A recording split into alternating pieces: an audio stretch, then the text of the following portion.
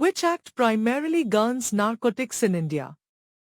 Narcotic Drugs and Psychotropic Substances Act 1985 Prevention of Illicit Traffic in Narcotic Drugs and Psychotropic Substances Act 1988 The Drugs and Cosmetics Act 1940 The Indian Penal Code 1860 Narcotic Drugs and Psychotropic Substances Act 1985.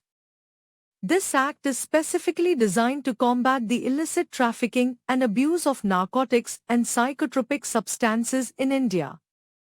It comprehensively covers the cultivation, production, manufacture, possession, sale, purchase, import, export, and transportation of these substances.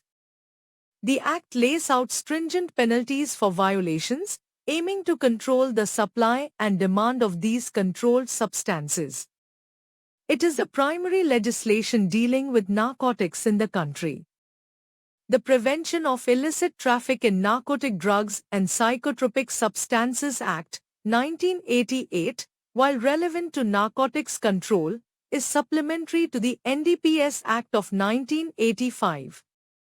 It focuses more on international cooperation and enforcement related to illicit trafficking.